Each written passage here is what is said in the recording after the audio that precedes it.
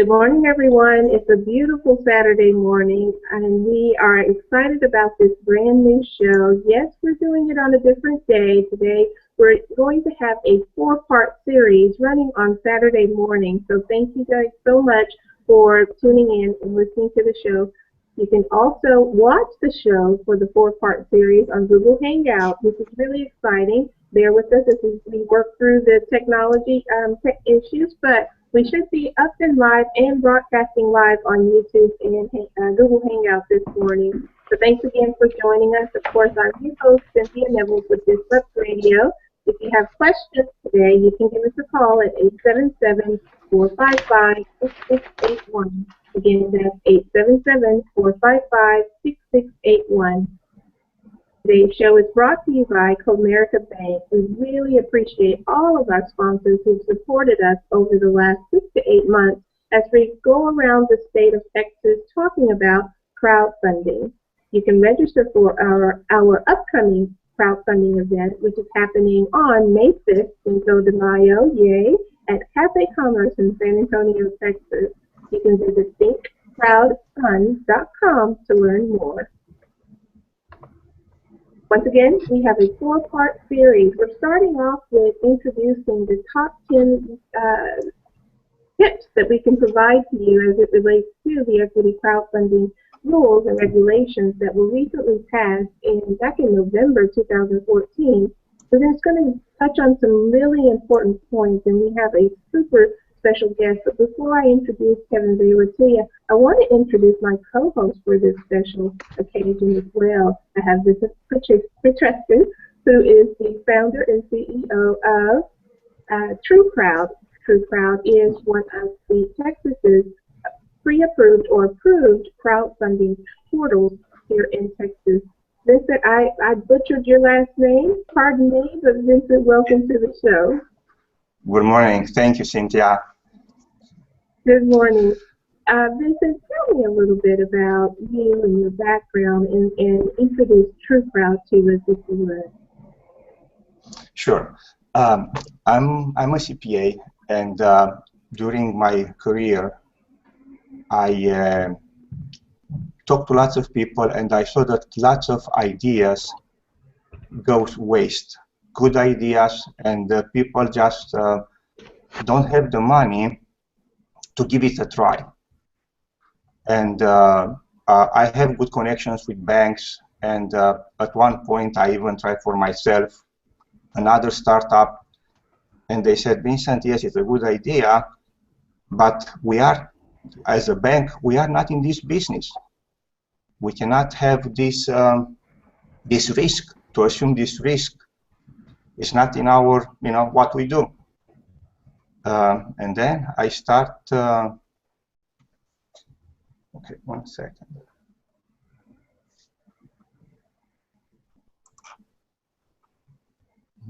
Okay, so then, no, it's not from here. So then I start reading about the Jobs Act.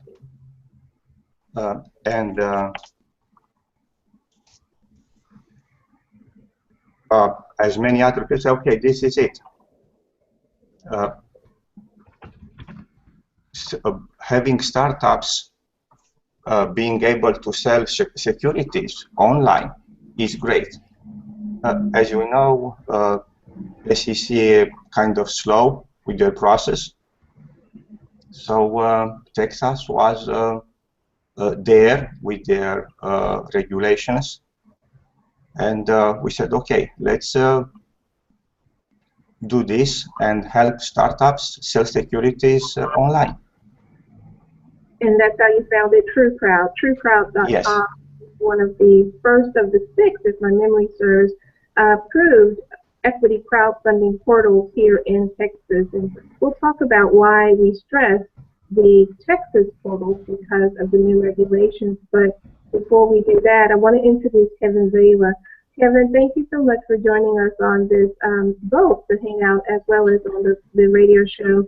We wanted to have you because you've been a leader in this space helping startups. You're known as the startup attorney here in Texas, and you are helping a number of startups raise capital and do it the right way. Thank you so much. Tell me a little bit about your practice and what you do, Kevin. Well, thank you so much for inviting me to be here today. So my firm focuses on startups and small businesses, and we've been very active in the startup space for 5 or 6 years now. We represent hundreds of startups across the world, but predominantly most of them in Texas. Very excited about crowdfunding. We've been following crowdfunding very closely since the Jobs Act was announced in 2012, and as you know, it's quite a struggle to get it pushed through at the federal level. It's been neat to watch Texas kind of take the bull by the horns and get ahead of all of it and go ahead and pass its own crowdfunding rules. So since those crowdfunding rules have been passed, we've been monitoring closely all the portals that have been approved by the State Securities Board, including TruCrowd.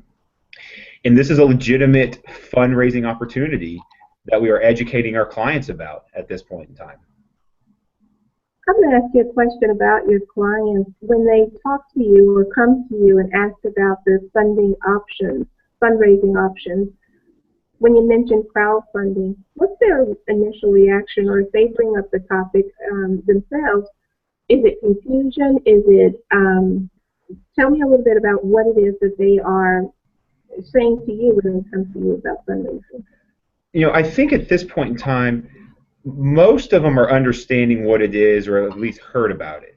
So they're usually bringing it to me and saying, hey, is this a real option? How do we do this? There's been so much information out there, and I think we got to give a lot of credit to the donation-based sites like Indiegogo and Kickstarter that have raised a lot of awareness about crowdfunding. So most of the time when clients come to me, they already have a general understanding of it, and I believe the State Securities Board and then all the other literature that's been written about it, mostly online, has been very informational and easy to follow. We've tried to write about it a lot here, and there's lots of other great attorneys and leaders in the industry. Cynthia, people are following you and learning about it from you, or learning about it from the registered portals. So the information's out there, people are starting to understand it. I think still the unknown is how do we actually implement it, and what are the effects afterwards, and I think we'll talk about that a little today. We will. So Vincent, tell us also a little bit about the portals. Let's start there. Let's talk about the portal's responsibility in this space and what you guys are required to do as a platform.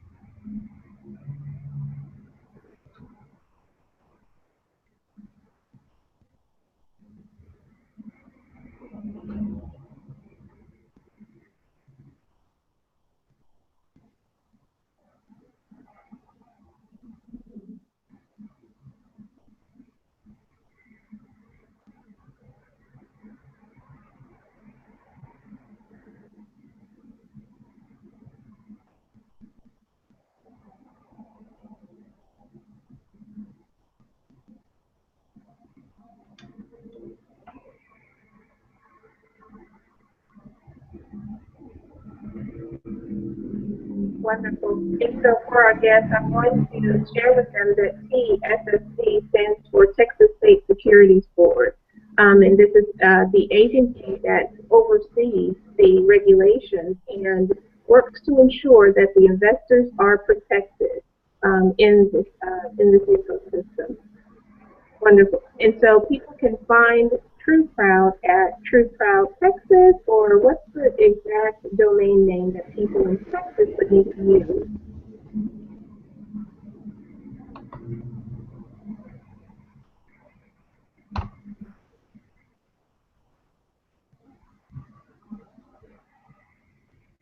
Wonderful. Thank you. So Kevin, let's talk about some really important things that issuers should be paying attention to, these small businesses, as it relates to selling their shares, meaning selling ownership in their company online. What are some things that they should think about first? And I'm talking about the pre-preparation, how do they get their books in order, whatever it is that you're going to advise them before they even start to think about going to the portal. So I think there's a couple of key things that you want to be aware of if you're an issuer. An issuer is a fancy word for a company selling securities. And security is a fancy word for equity in your company. Recognize whether you're issuing debt or equity, and again, equity is just selling a percentage of ownership in your company, you're going to be considered an issuer under just about any securities type law. So the key things are, one, you have to be domiciled in Texas. The company has to be a Texas company. Now, this doesn't mean that if you have a company in another state, that you can't form a new company in Texas and use that new company in Texas to do it. The laws are very clear about this. But the actual issuer has to be domiciled in Texas. Moreover, most of the business activity of the issuer has to be in Texas. The number is 80% of your revenues. So 80% of your revenues have to be derived in Texas. Now, if you're a startup, you probably don't have any revenues, but you got to make sure you're going to generate a significant part of your revenues in Texas. Okay, so the first one is being domiciled in Texas. The second point is the bad actor rule. You can't have someone who's a principal and officer who has some sort of fraud or securities violations in their history. Probably not a big deal for most people, but just be careful about that. You know, if one of your founders has had some run-ins with securities laws in the past, you're going to want to go check with an attorney to make sure that that person is not going to be actively involved in the business, or make sure that person is not going to lose your exemption for registering as an issuer in Texas.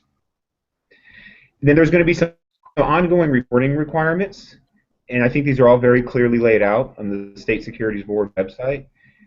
But really, getting going is not that difficult.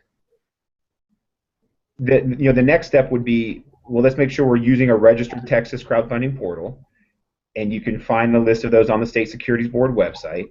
But really, as an issuer, as long as you meet the domicile question in Texas, or the domicile requirements in Texas, and you don't have any bad actors, and then you're using a registered portal, the portal will be the one who will make sure that you're compliant, because your offering is going to have to only be limited to investors in Texas. Unaccredited investors can only invest up to $5,000 in a single offering, but the portal will be helping you to maintain that. Now, this is a question that, I don't know, let's just say you issue in Texas and someone invests $6,000. Somehow the portal misses it, somehow you miss it. This is an example of a question that we don't know what happens. I don't know if the State Securities Board only penalizes the portal, penalizes only the issuer, or penalizes both. My guess would, at that point in time, both would be liable, unless the issuer was committing some sort of fraud and hiding it from the portal, and the portal might have an exemption or might have a defense there. So you're going to have to monitor things. Don't just think because you're using a registered portal that everything's okay. You know, your portal is going to double check the licenses or some sort of state-issued ID to verify that your investors are from Texas. Your issuer is going to take your portal is going to take reasonable steps to ensure that people are not investing more than $5,000 if they're an unaccredited investor. But that doesn't remove the liability from you as well. To be honest with you, Cynthia, we've read the rules very, very carefully. I don't think they're that hard to follow. I'm very encouraged by the way that they were laid out, by how basic they are and how simple and straightforward they are. In having facilitated, upwards of 100 exempt private offerings over the last couple of years, doing an offering through crowdfunding is going to be easier than it has been relying on other exemptions in the past.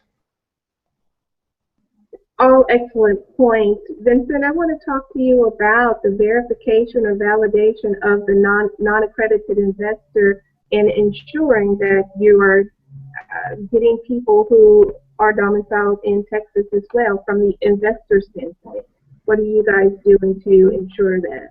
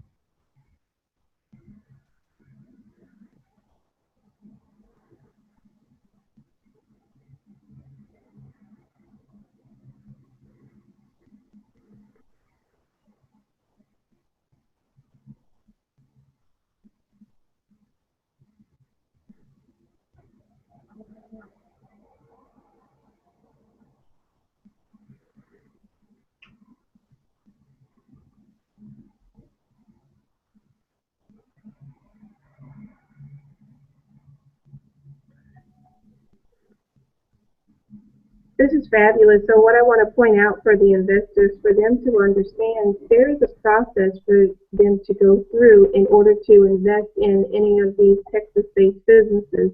So they need to be prepared for that. It's not going to be Las Vegas, take your money and put it down on the table.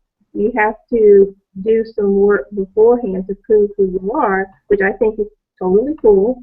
And then you'll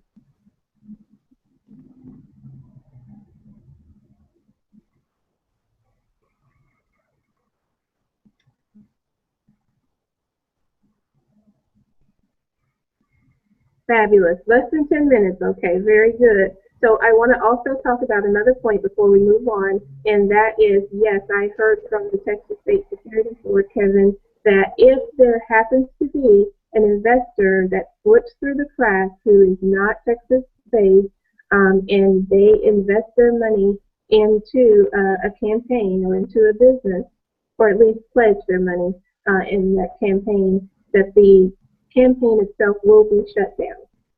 It stops immediately and the money is returned, and then I believe that there's a 6-month waiting period before they can relaunch their campaign again, if that is the case. So the onus is on the crowdfunding portal to do their best due diligence to ensure that that investor is Texas-based, so that that doesn't happen to that campaigner or issuer. Yeah, and to follow up on that point, what's going to happen is that if a non-Texas investor does slip through the cracks, then per Section 33 of the Texas Securities Act, the company will have the option of offering rescission, which is giving all the investors their money back, and that should help to limit civil liability. You know, the question I think that pops up is, what happens if an investor goes through great lengths to try and defraud the system, creates a fake ID, creates a fake utility bill? I think at some point in time, there's only so much that we can do. And if an individual investor wants to be a bad actor, and the portal took reasonable steps to comply with the law, and the issuer did as well, I don't see how the state security board is going to come down and negatively affect either the issuer or the portal. But I think that's going to be on a case-by-case basis.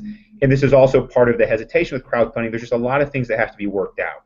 In a couple of years, we'll have examples of all these things, and we'll have much clearer interpretations of the law, so we'll know exactly what can and can't be done. But in my mind, that wouldn't dissuade me from encouraging a portal to follow the laws or an issuer to go ahead and do crowdfunding. You know, we can't account for 100% of the population, but I think in general we're in a great spot. I think so too. I want to ask a question, and it just popped into my head as it relates to bad actors. You may know the answer, we may have to investigate or research it, but when we talk about bad actors, is it that the law only prohibits those who have had securities fraud potentially in the past? Is it that no other criminal charges or other background challenges will impact or be labeled as a bad actor? I'm curious about that. You know, don't quote me on this, but my understanding is that it's fraud or securities. I mean, if someone has a separate criminal history, you know, we're all about giving people second chances. That shouldn't affect their ability to be an issuer or to be an investor. That is good to know. Okay, wonderful. Let's talk about now moving forward in raising the capital. What is it that they need to know about shares and allocating shares and share price? Do you go that deep into helping these issuers figure that part out as well, Kevin? Well, you know, from the issuer perspective, absolutely, and I think you're going to have a good startup attorney to help you determine those things. There's some pretty common terms or offering provisions that you see in small private offerings. You know, most of these things are going to be less than $1 million raised. I would say typically you're going to issue 10 million shares or 10 million units if you're operating under an LLC. Your valuation, I mean, you can go out and you can hire valuation services, and I think TruCrowd might be offering something like that, so we'll let Vicent talk about it. But that really needs to be a conversation between the founders, their advisors, and their attorney. Every deal is going to be different. However, After a couple of years, we've got so many of these things in place, I think we'll start to understand what reasonable valuations are for a retail business or a technology business or a healthcare business, and the market will start to set the prices. So initially, I think we'll be relying on traditional exempt offerings that are not crowdfunding to help set valuations and offering terms, but I believe that in the future, the market will start to funnel these down to like a standard set of defined terms. Wonderful. Thank you for that. Vicent, talk to us about your valuation services that TruCrowd offers.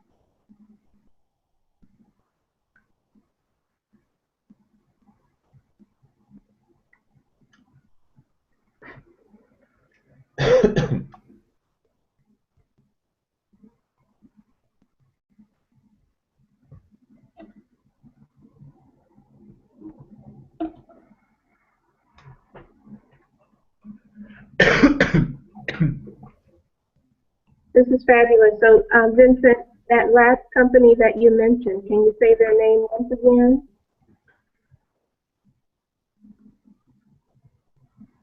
Okay, very good. And I believe, okay, Equidam. Okay, got it. And this company, that's EQUIDAM, this company could also be found on your resource part of your website, correct?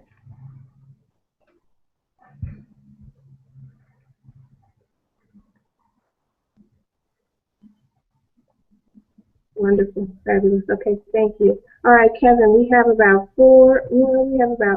3 minutes to now lead us through we've raised the capital, we've posted our campaign, everything is sound, and now we have our capital. What's next? What are our responsibilities after the raise? Well, the first thing is to go out and build your business. Yeah. Go out and build a successful business and try and generate returns for your investors. Okay, but let me tell you, I had notes. Give me just a sec, and I'll pull out what the notes are. You're looking for those notes. You know, I'm glad you mentioned that. The reason why the state of Texas really got involved in this fairly quickly is because of the economic development impact that this potentially could have on the state. I think it's whether it is the increase in job opportunities and also bringing funding into small, mid-sized, mom and pop, and also your high growth businesses in the state of Texas. They really saw that this could change the dynamics as it relates to economic development in the state. So what's going to happen is once you've raised the money, there's going to be ongoing reporting requirements. Technology should be able to capture and handle all of this.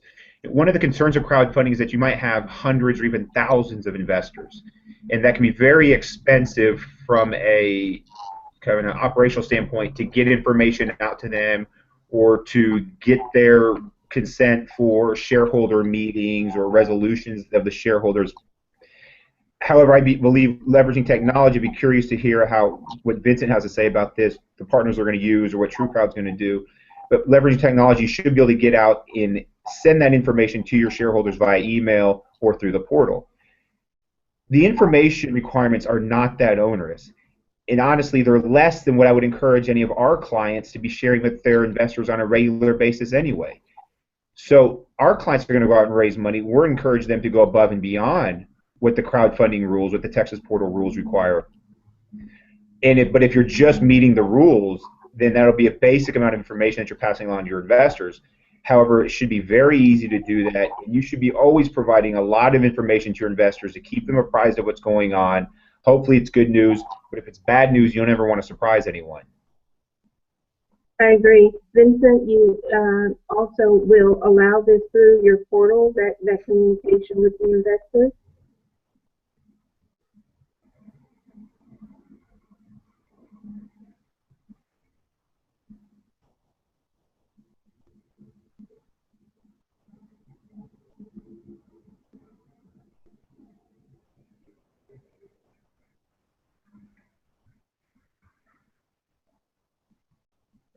I think this is good for investors too, because we want to get investors used to being active in the process, being a participant, but also receiving the email either through the portal by accessing the portal or through email. And most of my clients, startup clients, that's the way they communicate with their investors these days anyway. I mean, the days of sending out physical reports or having huge meetings where everyone's coming to a single conference room, you're renting a hotel lobby or a hotel boardroom to do it, it's just gone away. You can communicate over email like this. You can communicate through Google Chats and video conferences. And what it's really doing is increasing the frequency of information going out, which I believe is beneficial to the issuer and the investor. I agree with that. I think that what we want to encourage investors to do is to actually pay attention, actually read that information when it arrives, not like your bank statement. Don't just toss it to the side and say, I'll read it later. Just stay involved and read the information. And if you don't understand it, know that there are resources available to explain what those reports mean. Of course, Texas State Securities Board has a division that's dedicated to investor education, and you can always either call them and or visit their website for their free training tools and materials and resources to help explain what the information means to you as an investor. So keep that in mind, and it's free on top of that as well. Wonderful. That's the best part, absolutely. Well, our time is almost up. We have 1 minute. I think that the information that you both have provided has been invaluable. Kevin, I really appreciate you. You're such a well-respected attorney here in the Dallas-Fort Worth Metroplex and doing wonderful work with the startups and by the way, Dallas is kicking butt when it comes to startups and new business and innovation. So, kudos to us, right? We're very proud of that. I agree.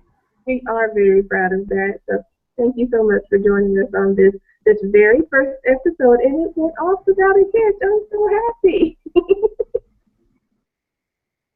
Thank you so much for having me. Really enjoyed it. You're welcome. We're going to do this again next Saturday, Vicent, and thank you so much for sponsoring this and partnering with me on this. I believe that this information is invaluable. This is going to be available on demand on iTunes. It's also going to be available on YouTube, and we'll be sending out more information every week as it relates to Cowboys and crowdfunding and talking about equity crowdfunding in Texas. So thank you guys so much, and have a wonderful Saturday afternoon. Okay, bye guys.